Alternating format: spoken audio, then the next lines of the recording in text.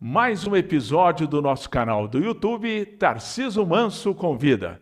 Com muita alegria que estamos recebendo duas pessoas que eu tenho certeza toda Orlândia tem um carinho muito especial.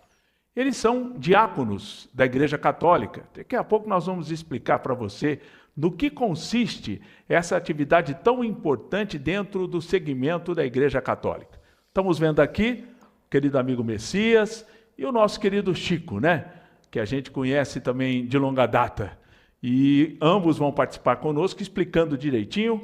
E eu quero antes lembrar que a parte visual nossa aqui é por conta da Grife Boutique. Agradecemos a Maria e também ao Paulinho. E de forma especial nesse visual, já incorporando o espírito natalino, nós temos o ateliê floral da amiga Júlia Bussi. Querido amigo Messias, um prazer muito grande recebê-lo aqui. Seja bem-vindo ao nosso canal. Prazer todo meu, Tarciso. Querido Chico, grande Chico, essa fortaleza, Boa noite. 77 anos, amigo Chico. 77 anos, graças É uma alegria a Deus. em revê-lo, mais uma vez. Boa noite. Foi com muita alegria que eu recebi o seu convite a participar dessa entrevista aqui com você. Muito bom. Vamos primeiro conhecer a história do Messias. Estou vendo o nome completo, Messias dos Reis Alves. Correto. Tem 63 anos, embora pareça apenas 50 anos, né, Chico? O homem tá com uma cara bem conservada. É a fé que deixa o homem desse jeito. Messias, conte para nós a sua trajetória. Você chegou aqui em Orlândia com que idade? Você nasceu em que município? Eu sou natural de Pains, Minas Gerais, a capital mundial do calcário, né? Então fica na região de onde? Itaú? Perto de Formigas, ali na região de Formigas, e no sentido ali Divinópolis, BH. Fica naquele caminho. Mais um pouco você nascia na mesma cidade que nasceu meu pai, que foi Divinópolis. Divinópolis. Eu tenho um irmão que mora lá. Mora até hoje lá. Mora lá em Divinópolis. E você veio daquela região com que idade? Meus pais mudaram aqui para a região de Batatais, e eu vim para cá, eu tinha mais ou menos 5 ou 6 anos de idade. Então morou nas fazendas aí perto de Batatais, Jardinópolis, e quando meu pai veio para Orlândia, eu já estava com 16 anos, né? E foi aí, com 16 anos, 17 anos, mudou com 16 anos, no meio do ano. No ano seguinte, que eu já ia completar 17 anos, foi quando eu comecei a fazer o catecismo para fazer a primeira comunhão. Morava na fazenda, não tinha como fazer uma catequese, como fazer a primeira comunhão. Fiz a primeira comunhão adulto, com 17 anos. 17 anos. Quem era o padre da época? O padre Fábio.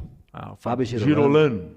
Italiano. Exatamente, isso. Exatamente. Ele que fez a minha primeira comunhão. E quando aconteceu a primeira comunhão, você morava em qual fazenda aqui da região? Não, eu já estava morando aqui na cidade. Aqui. Já tinha mudado para cá, né? E quando eu mudei aqui para Orlândia, tinha uma missionária, a Jerônima Maria Ferreira, que trabalhou muitos anos aqui junto com a Helena, morava junto com a Helena, e ela foi na minha casa me convidar para fazer a catequese, para mim fazer a primeira comunhão. Ela ficou sabendo, tinha vindo da fazenda, não tinha ali, ninguém tinha a primeira comunhão, e foi eu, minhas irmãs, todos fazer catequese. E a sua família foi sempre uma família integrada à fé Sim, cristã, e de forma especial a Igreja Católica? Numa das fazendas que eu morava, eu não tinha vizinho, mas do lado da minha casa tinha uma capelinha, uma igrejinha, e pelo menos 2 vezes da semana, nós somos uma família grande, 9 irmãos. Meu pai e minha mãe reuniam os filhos dentro dessa igrejinha pequenininha e rezavam o terço, 2 vezes por semana. Meu pai e minha mãe, sempre pessoas muito religiosas, eles realmente transmitiram a fé para a gente, uma fé natural, que é aquela que eu aprendi até hoje, e dou graças a eles, a deles, por estar fazendo parte desta igreja. De hoje ser diácono, porque eles me introduziram nessa igreja. Com certeza. Me deram todo o apoio. Agora, vamos conhecer a história do Chico, né? Natural, veio do Nordeste, Chico? Eu vim, na realidade, pouca gente sabe. Fala que eu sou cearense, mas na verdade eu sou pernambucano de nascimento. Isso o pessoal não gosta, né? O cidadão nasce em Pernambuco, o cara tem uma mania de chamar, ou nasceu no Piauí, no Pernambuco, e vice-versa, é natural. Também. Você é de que município de Pernambuco? Eu sou da cidade de Exu. Exu. Da terra do nosso querido Luiz Gonzaga. Conheci muito, sentava na calçada conversando com ele. Só que eu saí pequeno. Que idade você sabe? Quando eu saí do Exu, eu tinha mais ou menos uns 5 anos. E também, até hoje, não sei mais nada. Você nunca voltou para lá, Chico? Nunca voltei. Nem se seus filhos falassem, pai, nós vamos voltar na terra que o senhor nasceu. Bom, Seria de bom grado? Seria uma... Tá feita a sugestão aí para os meninos. Entendeu? Entendi. Então, depois eu passei a morar no Ceará, na cidade de Crato. O Padre Ângelo foi bispo lá? Foi Crato que ele foi? Não. Quixadá. Quixadá, tem razão. Quixadá. Perdão. Aí depois eu fiquei lá, depois eu fui morar em Fortaleza, depois eu voltei para o Crato, e depois eu levantei a cabeça e eu falei, não, aqui eu não quero ficar, eu quero algo mais. Aí eu escrevi uma carta para minha tia, que era freira, aqui no Hospital de Orlândia. Ah, então, aí que chegou a história que eu comecei a lembrar. Aí você começou. Ela me falou, não, você vem. Ela conversou na época com o seu Gésner Bourdion, que eu conheci, e eu morei 6 meses no hospital. Então diga o nome da sua saudosa tia. Era a irmã Linardi. Perfeito. E ela é minha tia, porque é da família. Eu imagino que a dona Helena Urbinati deve ter trabalhado com ela, ou não? Sim. Que ela, sim, inclusive, mencionou também. que tinha o grupo lá no próprio hospital. Eu sou filho único. Então eu saí de lá, do Ceará, deixei meus pais e vim aqui. Graças a Deus, eu sempre fui ligado à igreja. A minha tia, como freira, eu comecei a me entrosar nas comunidades que tinha aqui. A CVC, a CJC. Lembro bem, Comunidade Jovem Cristão. Isso. Íamos muito para Brodowski, lá que tinha algumas competições, Tinha. Coroinhas do Padre Emílio, bons tempos. Bons tempos. Aí eu vim, mas eu tinha vindo a passeio. Surgiu uma oportunidade de um concurso no Banco Comércio e Indústria. O famoso extinto Cominde. Cominde. No mesmo prédio que hoje é aquela cooperativa. É a cooperativa, Tá, era perfeito. ali. Em frente ao cartório, um pouco mais assim, do lado, né? Isso. Do cartório do Roberto e do Ronaldo, que agora Ronaldo se aposentaram. Machado, né? Perfeito. Aí então eu comecei a minha história em Orlândia ali. Então eu trabalhei. Depois de um certo tempo, a Morlan me chamou. O senhor Rubens Silveira me chamou, que tinha uma vaga na Morlan que gostaria que eu fosse trabalhar para ele. Eu comecei a trabalhar no faturamento. E no Cominde, quanto tempo você ficou? Eu fiquei 1 ano e 1 mês. 1 ano e 1 mês. Na época do gerente era o seu Ailton. Lembro bem também. Você lembra? Lembro. Então, seu Juraci. Exatamente. É. E agora, Chico, só para que a gente não perca a história. Então, Sim. você chegou em Orlândia com que idade? Aí eu cheguei em Orlândia com uns 20 e poucos anos. 20 e poucos anos. É. Aí ficou um tempo morando no hospital até quando... Depois, Sim. o hospital não é lugar para... Sim. Não é? Depois, eu saí do hospital e fui morar, conversei com o Padre Emílio, hoje o Dom Emílio, e ele falou, não, lá no salão paroquial, naquela parte de cima, tinha um quarto, um apartamentozinho. Você vem morar aqui comigo, você toma conta dessas salas, olha se as portas da igreja estão fechadas, e aquilo tudo ali estava ótimo. Uma espécie de sacristão. Isso, Exato. hoje, né? Uhum. E ali eu comecei. Depois disso aí, eu fazia o programa da ORC, às 6 horas da Ave Maria, de lá do salão paroquial. Ah, me recordo Era também. lançado lá na ORC e era transmitido. Eu fiz muito programa lá. Tá. E aí, quando é que entrou a sua esposa na sua vida? Aí, por causa da CVC. Eu era muito ligado na igreja, a Ângela também era ligada na igreja, e a gente começou a conversar. Aí, na nossa época, chegou alguém para mim e falou, Chico, tem alguém que gostaria de falar com você. Olha só. Eu falei, tudo bem. Sempre tem um cupido, né, para facilitar essa coisa. Na época, tinha quermesse lá em frente à Santa Genoveva. Veja bem a história. Correio elegante. Primeira conversa que eu tive com a minha esposa hoje, Ângela, foi atrás da Barraca do Amor. Ah, aí não tem para ninguém. Aí não teve jeito. Aí ali começou. Que bom. E foi indo, e nós fomos nos entendendo, graças a Deus. Você casou com que idade? Tarcísio, eu já tinha uns 30 e poucos 30 e anos. poucos anos. É. E está casado há quanto tempo, Chico? O ano que vem, no domingo de Páscoa, eu faço 50 anos de casado, boda de ouro. Que bênção. Domingo, ó. dia 19 de abril, para ser mais exato. Quantos filhos? 3. 3 filhos. O nome deles? O Leonardo, o Lucas e o Levi. Tenho 7 netos, graças a Deus, todos trabalhando. É uma bênção de É uma Deus. bênção, com O que certeza. aconteceu na minha vida, eu agradeço hoje a Deus. Primeiro, como o diácono Messias falou, sempre fui ligado à igreja. Sempre. E sempre Deus esteve presente na minha história. Para a gente fazer uma justiça histórica, quando você trabalhou no Comid, tem essas figuras. O senhor Percival trabalhava também? Trabalhava. Ixi, seu Percival era o gerente. Era Tesoureiro? Algo... tesoureiro, era grande. Então todo mundo se recorda. Só fala o nome desses funcionários da época. Era o Juraci. Era o Juraci, seu Percival, o seu Ailton, que era o nosso gerente, querido, muito sério, não gostava de conversar muito, né? O Bonafini, muita gente lembra do Bonafini, a gente chamava ele de Bonafa. Conheço Depois, e lembro. Conheci e lembro. Foi passando, foi saindo, eu não fui mais. Aí não...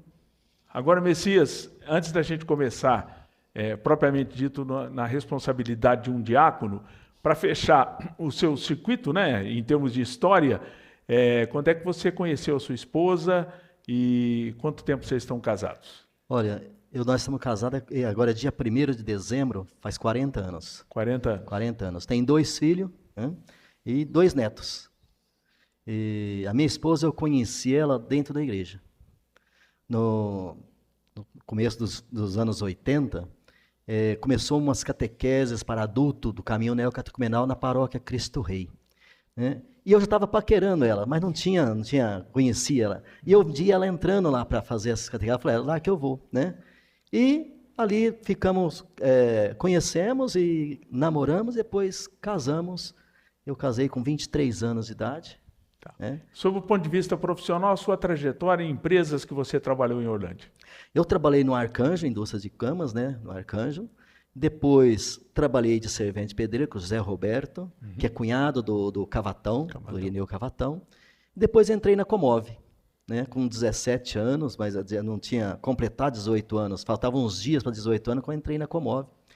E trabalhei lá durante 12 anos e meio. Saí da Comove quando ela fechou, e fui trabalhar de vendedor, vendia alumínio, vendia frios, e depois voltei para trabalhar no laboratório da Carol. Fiquei 21 anos e meio também na Carol. E atualmente eu trabalho num grupo holandês que chama Barenbruggen. É um grupo holandês que só mexe com semente de forrageira. Aqui no Brasil, semente de pastagem. Na Europa, eles só mexem com a parte de grama. Né? Alguns da Copa passada, 3 estádios que teve a Copa do Mundo utilizaram a grama fabricada pela Barenbruggen. Para quem não sabe, essa unidade de semente fica no trecho entre aquela entrada que vai para Guaíra, junto à usina Guaíra, você vai seguindo para Barretos.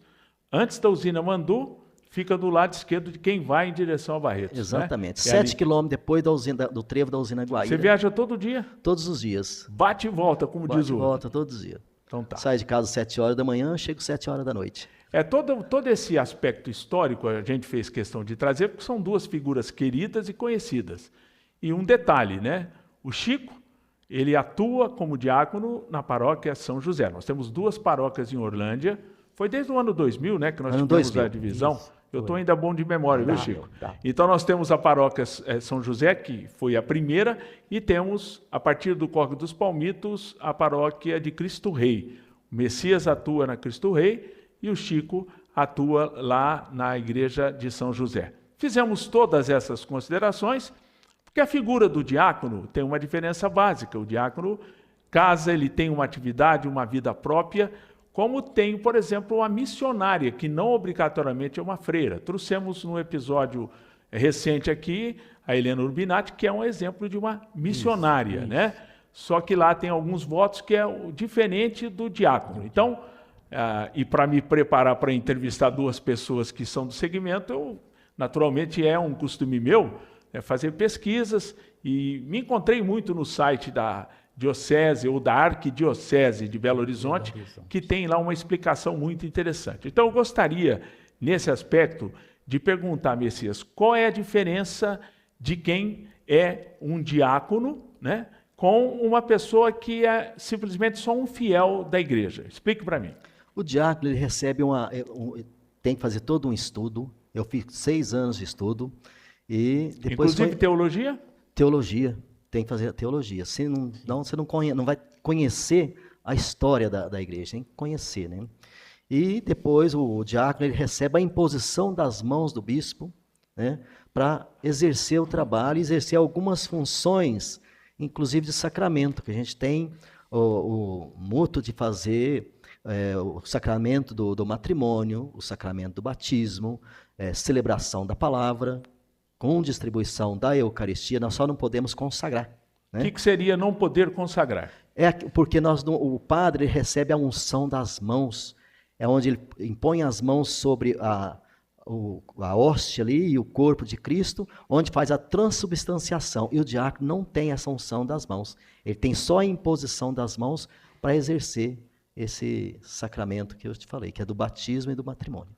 Agora, Chico, para detalhar bem então, partindo do que o Messias falou, em essência, tudo é possível menos esse processo do sacramento propriamente dito, né? Outra coisa, o diácono não pode confessar, o diácono não pode perdoar pecado. Atender a confissão. Atender a confissão.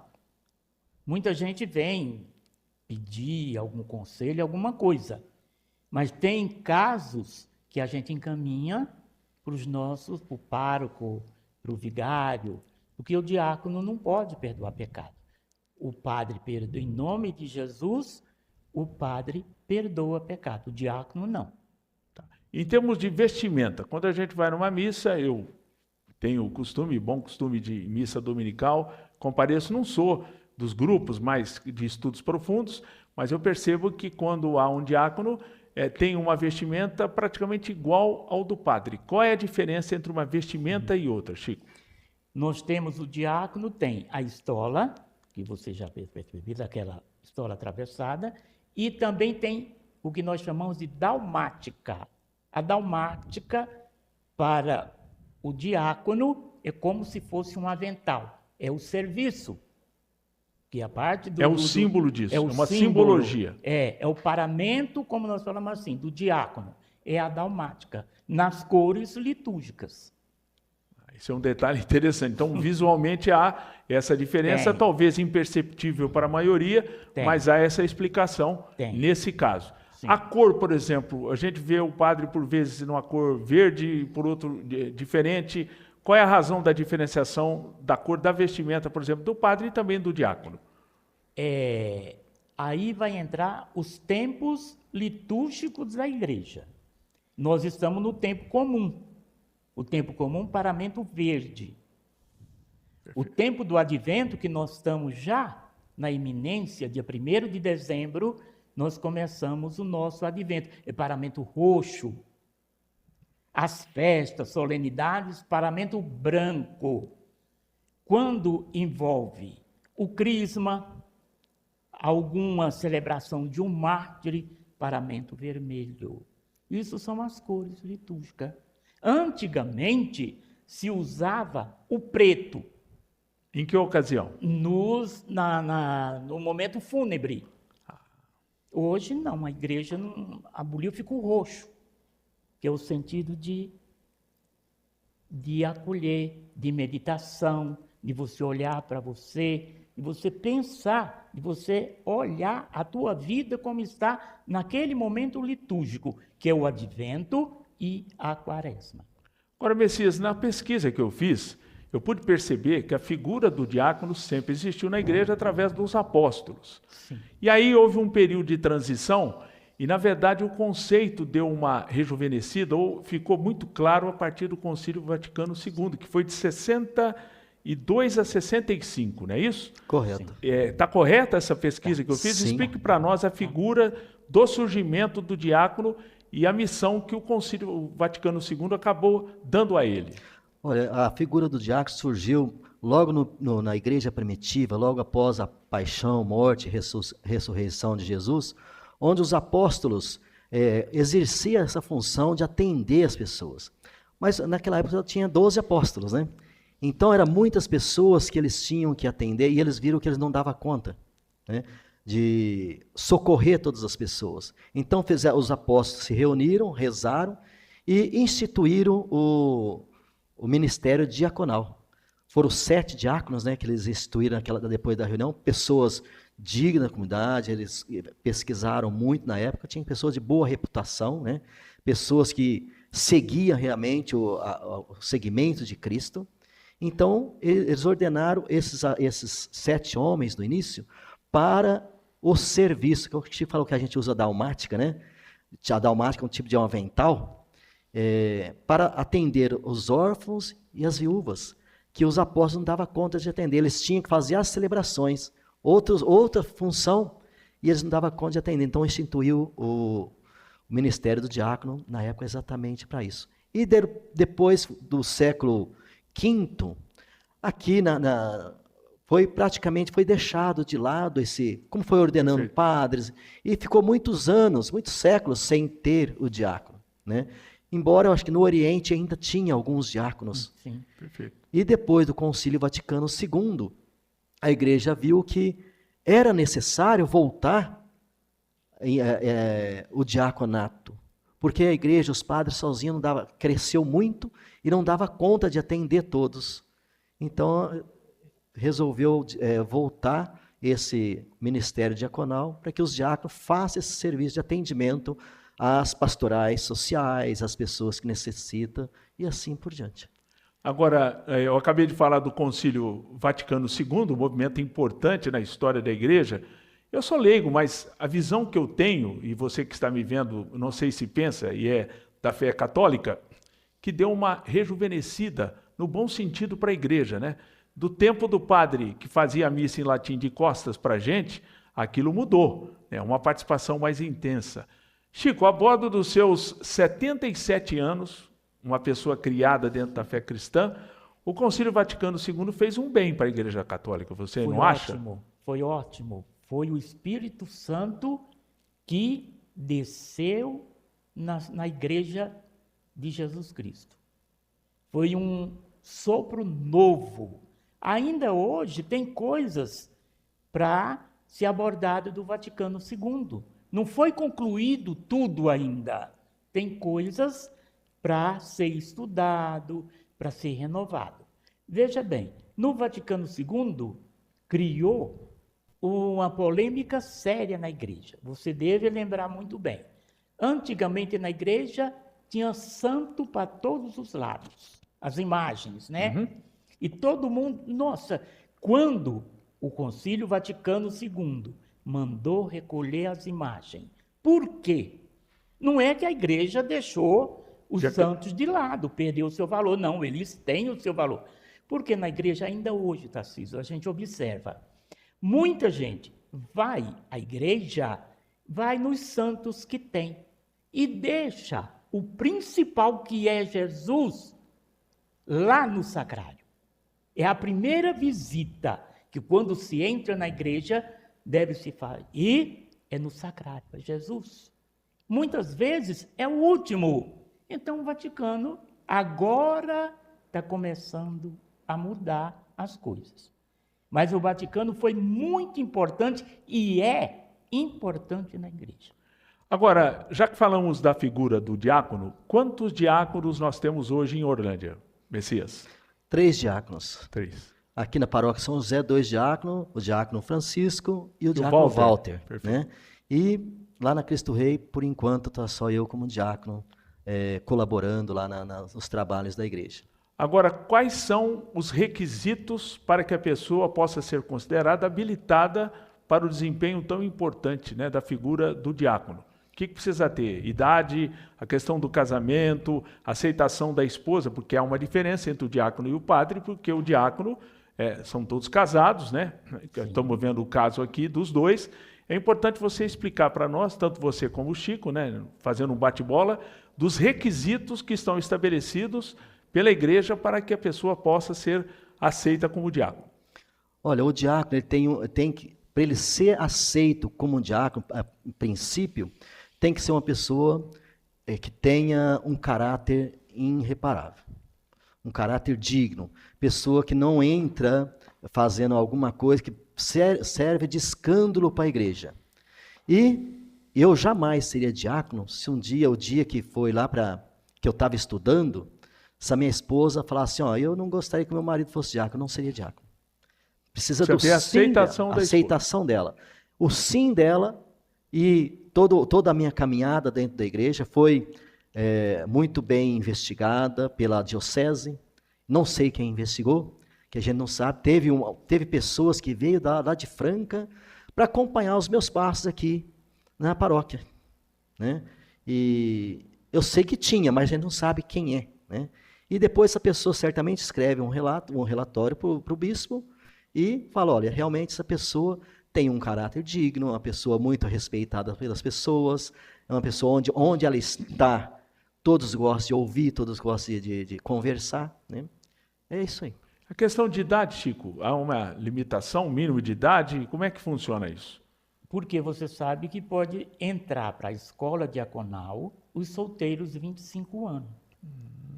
Os casados, você pode me confirmar, 35 anos, tá? Mas acontece também o seguinte, o Messias lembrou e eu estou me recordando também. A esposa tem que dar o seu sim, porque elas estão junto conosco. Mas também, os filhos não casados, se o filho falar, não, eu não quero que o meu pai seja diácono, infelizmente você é cortado. O filho tem voto forte. Depois, se ele for casado, não. Se o filho for casado, não. Aí ele não entra nesse detalhe. Mas se o filho falar, eu não quero, já teve na história, filho falou, não, eu não quero que meu pai seja diácono. Passou o tempo, o filho casou, o pai foi chamado para ser diácono e foi ordenado. Exatamente, que aí passou a ser possível e não dependia da opinião do filho. Não. Bom, agora, Messias, vendo esses requisitos também, a gente nota, e eu percebi que a figura do diácono permanente, quer dizer, a pessoa que depois vier a ser padre, ela primeiro é diácono para depois seguir para padre, então nós teríamos a vertente, o permanente, que não passa desse patamar dentro da igreja, e aqueles que fazem dentro de uma sequência natural, diácono estudando teologia e depois pode virar padre e assim por diante, é assim que funciona? Exatamente. Tem os jovens que fazem o seminário, quando eles ordenam, a primeira ordenação é diácono transitório. Porque vai ficar um tempo como diácono, talvez um ano, o bispo assim define quanto tempo, 1 ano, 2 anos ou 8 meses, fazendo um trabalho pastoral em alguma paróquia que o bispo indicar, e depois ele pode ser ordenado a padre, depois que conclui todo o estudo, teologia, filosofia e um tempo de estágio nas paróquias, é ordenado padre. O diácono permanente, o próprio nome já diz, né? Ele estuda, ordena, mas ele vai ficar permanente, ele não vai progredir para padre, porque é casado normalmente. Na nossa diocese, nós somos hoje em 31 diáconos da diocese de Franca. 31 diáconos. Que não é um número muito grande, né? E tem um que é solteiro, foi ordenado na época da pandemia, ele é solteiro, o Fernandinho, o diácono Fernando, que trabalha na comunidade Cenáculo de Franca. Como ele fez a faculdade de teologia e filosofia, ele vai ser ordenado padre agora dia 10 de janeiro. Mas ele concluiu todos os estudos necessários para ser ordenado padre. Então ele vai deixar de ser um diácono permanente e passar a ser um diácono, um presbítero ordenado. Agora, eu também nessa pesquisa percebi que quem tem a responsabilidade de fazer a nomeação e decide é o bispo da diocese. É assim que funciona, Chico? Sim. Nesse sentido.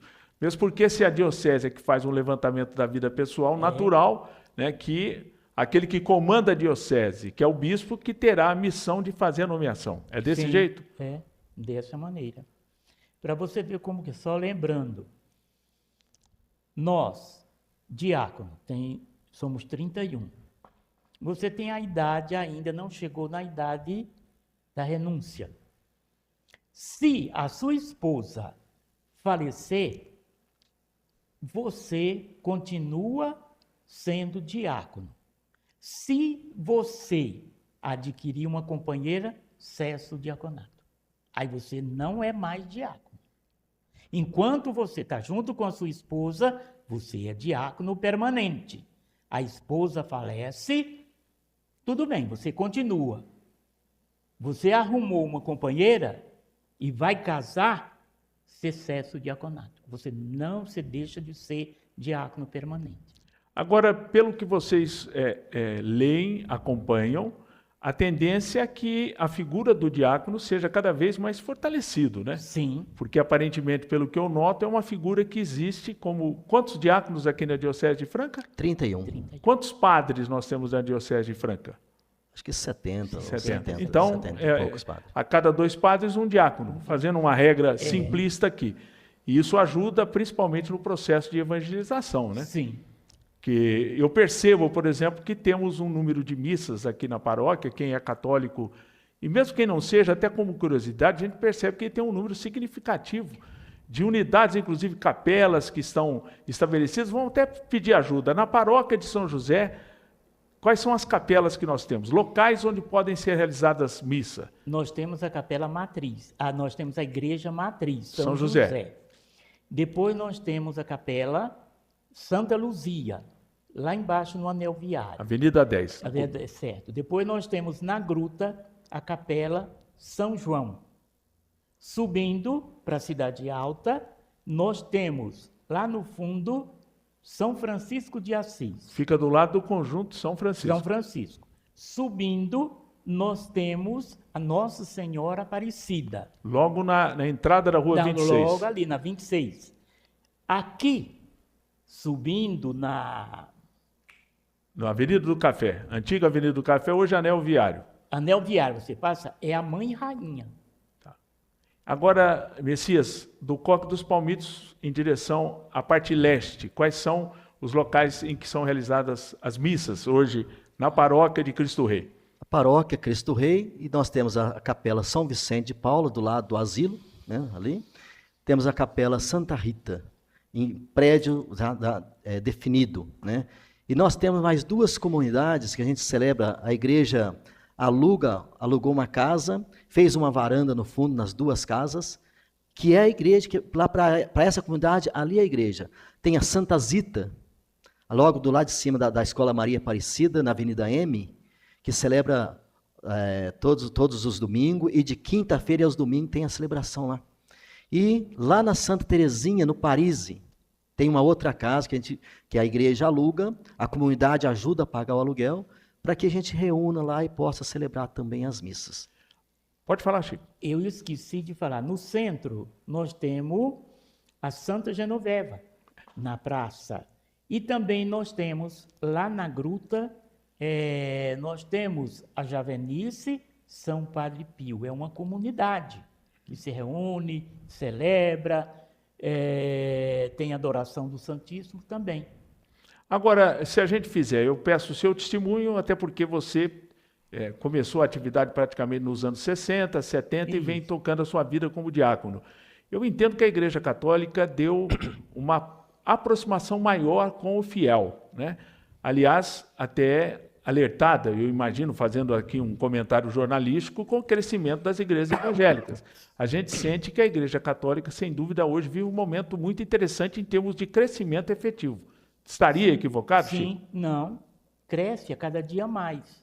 Cada dia mais a gente está arrebanhando mais fiéis, mas nós precisamos, católicos que estamos na igreja, nós precisamos, todos nós, precisamos ser luz. Escuta uma palavra e coloca em prática. Não guarda só para si. Outros olham para você. Aí, eu sempre falo que nós não sejamos causa de pecado para o outro. Isso ajuda muito. Não é que você vai agora ter uma vida dentro de um nicho, dentro de uma redoma. Não. Você vai ser as suas atividades. Mas lembrar, em primeiro lugar, que você é cristão batizado, que você é católico. Aonde quer que eu esteja, eu sou cristão batizado. Eu não entro na roda dos zombadores. Messias, a sua visão com o momento atual da Igreja Católica? Olha, embora muitas pessoas falem que a Igreja Católica está em decadência, mas eu não enxergo assim. Eu enxergo porque eu vejo na nossa paróquia, tanto na paróquia São José quanto na Cristo Rei, foi necessário alugar casas, local para que as pessoas possam reunir. Você vai na Santa Terezinha ao domingo de manhã, às 8 horas da manhã, não está cabendo mais na varanda que fizemos, não cabe as pessoas que estão participando. Vem aqui na Santa Zita, na Avenida M ali, também de quinta-feira e de domingo, está sempre cheio, pessoas procurando a igreja. E é uma alegria muito grande que a gente tem percebido que hoje ainda muitas pessoas vão na igreja em busca do sacramento. Sacramento do batismo, sacramento do matrimônio e os outros sacramentos que tem na igreja. É que, na verdade, também a gente tem que ser sincero, né? Houve um tempo aqui no Brasil em que a pessoa naturalmente nascia católica, né? Porque não tinha a presença efetiva das igrejas evangélicas, e a gente tem que respeitar. Esse sim também é um crescimento efetivo, mas hoje, na verdade, nós temos católicos mais praticantes e evangélicos que também praticam, né? Também. Aquele pessoal que, na verdade, nunca teve religião, porque não aprofundou o estudo, não que seja ateu, não é nada disso. Não. A pessoa que talvez, por opção própria, confie, acredite em Deus, mas mantenha uma certa distância, seja da Igreja Católica ou evangélica. Eu acho que isso, sob o ponto de vista efetivo, o católico praticante aumentou, assim como o evangélico também tem aumentado. Mas é importante que tenhamos uma convivência harmoniosa, porque no fundo, cada um tem uma fé maior a ser processada, né, Chico? E outra coisa, é um único Deus, um único e verdadeiro Deus. Acontece que tem as divisões, mas em primeiro lugar, existe Deus. É por Ele e para Ele que nós vivemos e estamos andando. Pessoal, vocês viram aí, quase 40 minutos nós estamos conversando, teríamos muito tempo para falar, um assunto muito interessante. Eu gostaria, Messias, que eu tenho certeza que você ama o que faz, isso te faz bem. Quando eu vejo uma missa em que você faz lá a sua participação, a gente nota que você faz isso com um dom divino, né? E nós que, por vezes, estamos nas missas que você participa, queríamos cumprimentá-lo também e dizer, fica à vontade para dar esse testemunho do que essa ação que você faz na Igreja Católica, o quanto soma na sua vida e também da sua família. Nessa câmera aqui. Olha, viver esse tempo que eu vivo dentro da igreja só me dá gratificação, só me constrói como pessoa, como ser humano. Eu aprendi dentro da igreja que a outra pessoa é o outro Cristo da minha vida. Então eu tenho que amar o outro da forma que eu amo a mim mesmo, sem distinção, sem olhar para a pessoa e fazer, sei lá, uma distinção daquela pessoa. Como Deus me ama, Ele sempre pede na Sagrada Escritura que eu também deva amar o próximo da mesma forma.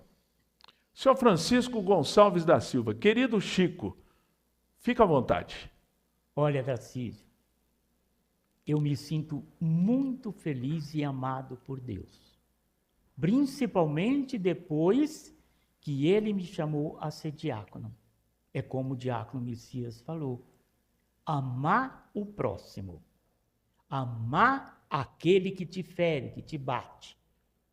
Essa é a função também do diácono. Por quê? Nós usamos a estola atravessada. Jesus, na última ceia, tirou o manto e pôs atravessado. E foi lavar os pés dos apóstolos. A humildade. É isso que nós somos chamados. A humildade, o serviço. E eu me sinto bem em trabalhar na igreja. Não é pesado. Não. Eu me sinto contente, feliz de estar com aqueles que nos cercam. Isso é maravilhoso, anunciar a palavra de Deus para mim. E toda a minha família também me ajuda, contribui para que isso aconteça. Muito bom, pessoal. Um espetáculo de testemunho pessoal e de fé. eu acho que o nosso canal do YouTube Tarciso Manso Convida cumpre mais um compromisso, que é justamente através desse canal a gente trazer exemplos de vida como dessas duas pessoas que nós tivemos muito orgulho em entrevistá-las nesse episódio. Muito obrigado a todos.